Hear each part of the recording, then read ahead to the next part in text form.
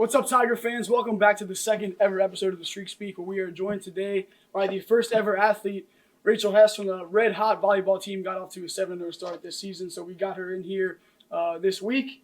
Rachel, the libero for the team, thank you for joining us. Of course, thanks for having me. Absolutely. So first off, explain to the people at home, besides wearing a different color shirt, what is the libero? What's the role? So the libero role, it's a pretty big role, and I'm technically like the main defender on the court, so my job is to run the back row, so I run the receive line and the defensive line, so I have to make sure I'm in position and everybody else on the court is doing their job defensively. Sure. Sure, and obviously you didn't start here, you started at LaSalle. I did, yes. You are a Pennsylvania native, so I am. How did you end up here at Towson, and how has it kind of become home for you? Yeah, so I ended up here at Towson in my spring 2021. Sure. LaSalle cut their volleyball team, so I knew I wanted to continue playing. So I went in the portal, and then Towson just came to be a good fit. Sure. And I knew I still wanted to play volleyball, so everything worked out, and I ended up here. Yeah, and you are from Eastern Pennsylvania, so I got to ask, I am. You've been in both cities. Mm-hmm. Philly versus Baltimore, give me the breakdown. What do you prefer? I would say it's a tie. I think they both have their pros and cons, but it's a safe answer. Yeah, it is. But I think that my experience in Baltimore has been better, honestly, with more things to do and more activities. So I think I've been enjoying Baltimore a lot. Absolutely. And when you come to Baltimore and you win 3 straight championships, that makes it a little bit easier. So what is it like? What is it like to play for Coach Don, and how have you guys found success and been able to sustain it in your time here? Yeah, so I do enjoy playing for Coach Don. I think he is a really knowledgeable guy, and I've personally learned a lot from him over the past few years that I've been here, and I think he is a really hard coach. I think he expects a lot from us and myself, and he holds us to a very high standard, which I think is why we've achieved the excellence we have. Yeah. But I think that he does his job well and keeps us on the road to success. So yeah, sure. And obviously, you guys are super deep, and there really is a tradition of excellence, like you said. But when you first got here in spring 21, you had to manage 2 seasons within 1 calendar year. Yes. So how was that atypical from what you typically do, and how did you kind of balance that with just physical health, mental health within that year frame? Yeah, so it was a lot. It was a really quick turnaround from that spring season into the fall season, because right after spring ended, we came back for the summer, started training right away. So it was a lot in that calendar year, but I think that it was a nice reset to have that normal calendar year and have normal games. We had a lot of canceled games in the spring season because of COVID, and it just felt like not a real smooth season. So it was really nice to come back for that full fall season, and I think we were all really hungry to play against like all of our opponents in the CAA. So I think we even came back stronger for that fall season, and I think everybody was in a better mental state as well, because I know that spring season did take a little bit of a mental toll on some people, which is understandable, but we all helped each other out, and I feel like our team is a tight-knit group, so we definitely went up from there. Yeah. And then in a normal year, you have I know you do grass volleyball, there's beach volleyball. Yep. What do your teammates do, I guess, in that summer period or in those off periods? Like, do they still play? And what does that kind of look like in your time off between the spring, summer, and then into the fall? Yeah, so our off season in the spring, we're just training like Monday through Friday, weekends off. And then in the summer, I think a lot of girls try to take that time off, and myself, I try to take some time off just to have a nice mental reset and just like give my body a break from the physical demands of playing a whole season. So that's definitely nice, but I do like to get back into volleyball like as soon as I can, like the grass volleyball and beach volleyball, and it's different than the indoor volleyball that we play here in a season, so it honestly is a little mix-up, which I really enjoy. Yeah, and then you talk about that physical impact on your body.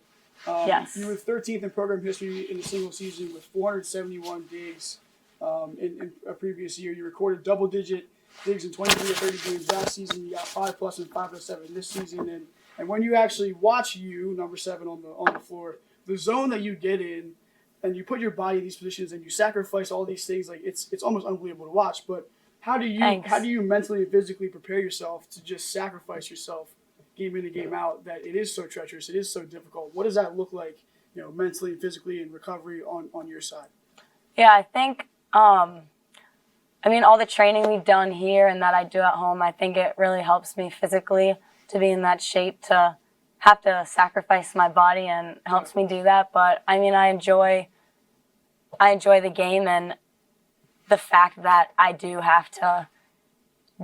have to sacrifice my body a lot for the job and the position that I'm doing on the court, but I honestly enjoy that because it is satisfying. Yeah. Like when you do make a great play and you take that satisfaction away from a hitter, and it honestly just feels good to do that for your team too, and know that you're helping the team out. So I think as much as there's pain in the position and digging balls off the ground can hurt a lot, but I'd say it's worth it, and it's fun sometimes. We watch it, it's like, how are they You're like, just that all hurt. over the floor? Yeah. Which the recovery side of it, do you believe in the ice bath? Are you an ice bath believer? Because I athletes am. change. Yeah. They go from here to there. So you are an ice bath. You're an ice bath Yeah, person. I am an ice bath believer.